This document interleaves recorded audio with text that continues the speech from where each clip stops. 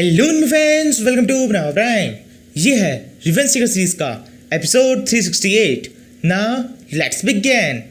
Episode की शटन दिखते हैं मिंग की फाइट काफ़ी सारे डीमंस और मोस्टर्स में हो रही है।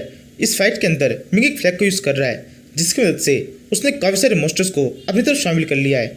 इस तरह से मिंग के पास में एक छोटी सी शेडो आर्मी हो गई है।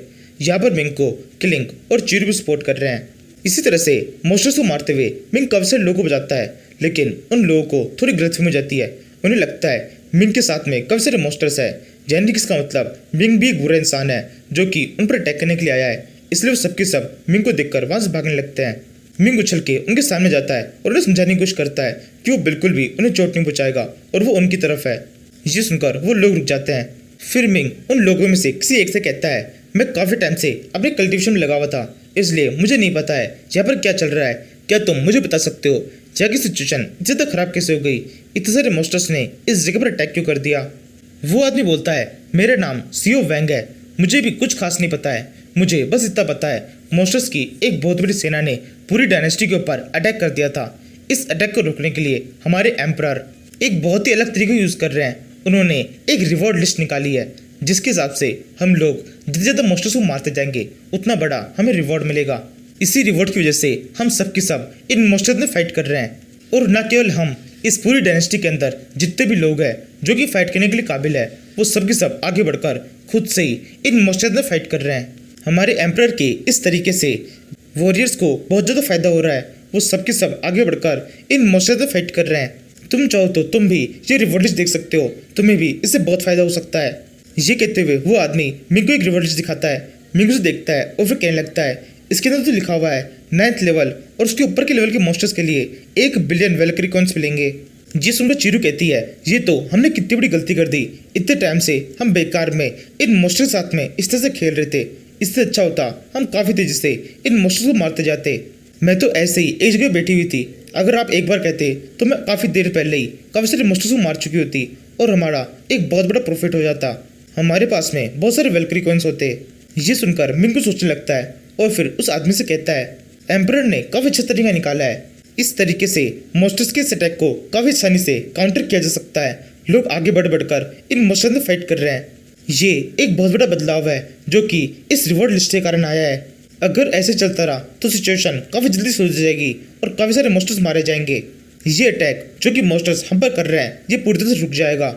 सीओ वैंग कहता है, नहीं ऐसा नहीं है, ये सिचुएशन हर जगह बिल्कुल अलग है। डायनेस्टी के अंदर बहुत सारी सिटीज़ है, उनमें से हमारी सिटी काफ़ी ज़्यादा अच्छी है। हमारी सिटी के अंदर एक मार्शल लॉर्ड है जिसकी मदद से हम इन मोस्टर्स का काफ़ी आसानी से सामना कर पा रहे हैं। हम इतने सारे लोग सिटी से बाहर निकले हैं इन मोस्टर्स को मारने के लिए, क्योंकि हमारी सिटी के ऊपर जितने मोस्टर्स ने अटैक किया है वो सबके सब लेवल 8 या फिर उससे नीचे के हैं। ज़्यादा हाई लेवल के मोस्टर्स ने हम पर अटैक ही नहीं किया है। लेकिन ऐसा हर जगह पर नहीं है। काफ़ी सारे छोटे छोटे विलेजेस हैं जिनके अंदर ऐसे मार्शल लॉर्ड नहीं है। उन विलेजेस के ऊपर काफ़ी ज़्यादा हाई लेवल के मोस्टर्स ने अटैक किया है। वहाँ की सिचुएशन काफ़ी ज़्यादा ख़राब है। काफ़ी सारे लोग वहाँ पे मारे गए हैं और बहुत सारे लोग घायल हो गए हैं। जैसा अटैक उन जगहों पर हो रहा है वैसा अटैक अगर यहाँ पर होता तो यहाँ की सिचुएशन भी बिल्कुल वैसे ही होती। 9th लेवल और उसके ऊपर के मोस्टर्स हम पर अटैक करते तो जरूर से जीत जाते और हमारी हालत बहुत बुरी हो जाती। उस आदमी की ये बातें सुनकर मिंग थोड़ा सा डर जाता है और फिर कहने लगता है, क्या सच में ऐसा हो रहा है? कमज़ोर सिटीज़ के ऊपर ज़्यादा मोस्टर्स अटैक कर रहे हैं। अगर ऐसा सच है तो इसका मतलब मिंग ही कह रहा होता है। तभी मिंग को एक जादुई कॉल आ जाता है। मिंग का दोस्त ज़ैंग हैंग मिंग से कनेक्शन बनने की कोशिश कर रहा है। जैसे ही मिंग को ज़ैंग हैंग की आवाज़ सुनाई देती है वो जल्दी से अपने हाथ से दिखता है और उस कनेक्शन को पक्का करते हुए ज़ैंग हैंग से पूछने लगता है, ज़ैंग हैंग क्या हुआ?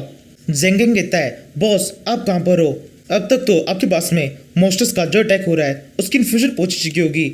मेरे पास में अभी भी एक नई इन्फॉर्मेशन आई है जिसके हिसाब से आपके होम टाउन येन कंट्री के ऊपर मोस्टर्स का एक बहुत बड़ा अटैक हुआ है।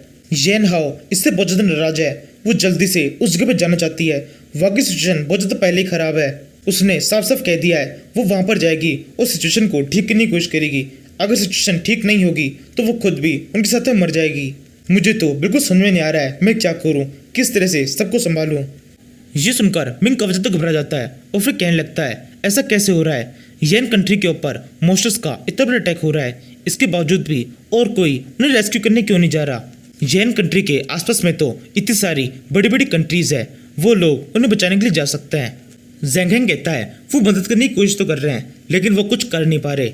ये सारी कंट्रीज डायनेस्टी के ईस्टर्न एरिया के अंदर है जहाँ पर मॉन्स्टर्स का अटैक सबसे ज़्यादा तेज है। इन सभी कंट्रीज की पावर मिलाकर भी इतनी ज़्यादा नहीं है कि इस सेना को रोक सके। इन कंट्रीज की सेना जितना कर सकती थी उतना कर चुकी है, अब केवल लोग मर रहे हैं और मॉन्स्टर्स लगातार आगे बढ़ते जा रहे हैं।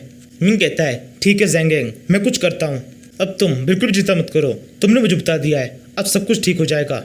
ये कहने के बाद में मिंग सोचने लगता है मुझे कुछ ना कुछ तो करना ही होगा। जैन कंट्री मेरा होम टाउन है, वहाँ के सभी लोगों को बचाना मेरे लिए बहुत ज़्यादा जरूरी है। फिर मिंग चीरू और क्लिंग से कहता है चलो यहाँ से चलते हैं, हमें जल्दी से जल्दी जैन कंट्री में पहुँचना होगा। यहाँ से सीन शिफ्ट होता है, हम जैन कंट्री का सीन देखते हैं। लोग इधर से उधर भाग रहे हैं, लोग कोशिश कर रहे हैं आसपास की किसी और कंट्री के अंदर जाकर वहाँ से मदद ले सकें, लेकिन इसका कोई फायदा नहीं हो रहा। मॉन्स्टर्स काफ़ी तेजी से उन लोगों का पीछा कर रहे हैं और जैसे जैसे वो लोग दूसरी कंट्रीज के अंदर जा रहे हैं उन कंट्रीज के ऊपर भी मॉन्स्टर्स अटैक करते जा रहे हैं। अभी के टाइम पर तो कंट्री के कुछ मेन एल्डर्स ने सभी लोगों को बचाने के लिए पूरी कंट्री के आसपास में एक शील्ड बना दी है, जिसके कारण मॉन्स्टर्स अब कंट्री के अंदर घुस नहीं पा रहे।